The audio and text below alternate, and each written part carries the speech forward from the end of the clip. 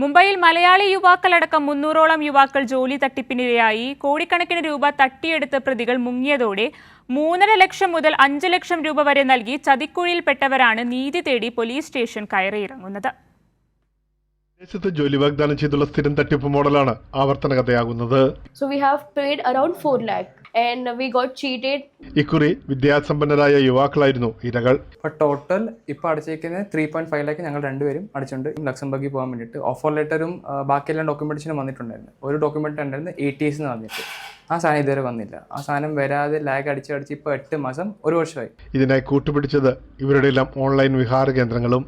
ലക്സംബർഗിലെ പഞ്ചനക്ഷത്ര ഹോട്ടലുകളിൽ വിവിധ തസ്തികകളിലേക്കുള്ള ജോലികൾ വാഗ്ദാനം ചെയ്ത് ഇൻസ്റ്റാഗ്രാം അടക്കമുള്ള സോഷ്യൽ മീഡിയയിലൂടെ കെണിയൊരുക്കി. താല്പര്യമുള്ളവർ പരസ്യത്തോടൊപ്പം നൽകിയ ലിങ്കിൽ ക്ലിക്ക് ചെയ്താൽ മാത്രം മതി. സംശയത്തിന് ഇടം നൽകാതെ പണം അക്കൗണ്ട് വഴി മാത്രം. ഓൺലൈൻ അവലോകനങ്ങളിൽ എയറോൺ ഓവർസീസ് കമ്പനിക്ക് 5 നക്ഷത്ര റേറ്റിംഗ് ഉണ്ടായിരുന്നു.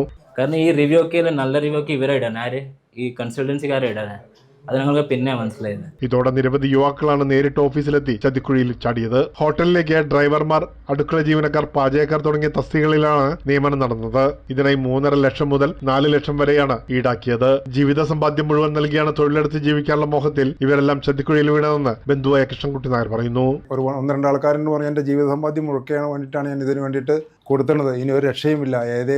ഏതെങ്കിലും തരത്തിൽ എന്തെങ്കിലും പറഞ്ഞ് എങ്ങനെയെങ്കിലും ഇവരുടെ കയ്യിൽ നിന്ന് എന്തെങ്കിലും കുറച്ച് പൈസയെങ്കിലും കിട്ടിയാൽ ഞങ്ങൾക്ക് ഒരു ആശ്വാസമാവും. കേന്ദ്ര സംസ്ഥാന സർക്കാരുകൾ മുന്നറിയിപ്പുകൾ നൽകിയിട്ടും ഇത്തരം തട്ടിപ്പുകൾ ആവർത്തിക്കപ്പെടുന്നത് ദൗർഭാഗ്യകരമാണെന്നാണ് സാമൂഹ്യ പ്രവർത്തകനായ PK ലാലി പറയുന്നത്. ഇപ്പോൾ തന്നെ കേരള ഗവൺമെന്റിന്റെ നോർക്ക വിഭാഗം 7ാം എഡിഷനായിട്ട് കേരളത്തിൽ ഉദ്യോഗാർത്ഥികളെ ഇന്റർവ്യൂ ചെയ്ത് യൂറോപ്യൻ രാജ്യങ്ങളിലേക്ക് റിക്രൂട്ട്മെന്റ് നടന്നുകൊണ്ടിരിക്കുന്ന ഈ അവസരത്തിൽ തന്നെയാണ് മുംബൈയിൽ നിന്ന് നമ്മളുടെ ഈ കുഞ്ഞുങ്ങൾക്ക് ഈ അനുഭവം ഉണ്ടായിരിക്കുന്നത്. 300ഓളം പേരാണ് കബളിപ്പിക്കപ്പെട്ടത്. എന്നാൽ ഇതുവരെ 38 ഇരകൾ മാത്രമാണ് പോലീസിൽ രേഖാമൂലം പരാതികൾ നൽകിയിരിക്കുന്നത്. ഇതുതന്നെയാണ് ഇത്തരം കുറ്റവാളികൾക്ക് പ്രചോദനമാകുന്നതും. കാലങ്ങളായി നടക്കുന്ന ഇത്തരം തട്ടിപ്പിൽ പ്രതികൾക്ക് രക്ഷപ്പെടാൻ പഴുതുകൾ ഏറെയാണ്. ജോലി തട്ടിപ്പുകൾ മുംബൈയിൽ തുടക്കതയാകുമ്പോഴും പ്രതികൾ നിയമത്തിന്റെ പഴുതുകളിലൂടെ രക്ഷപ്പെടുന്നുവെന്നതാണ് ഏറ്റവും വലിയ വെല്ലുവിളി.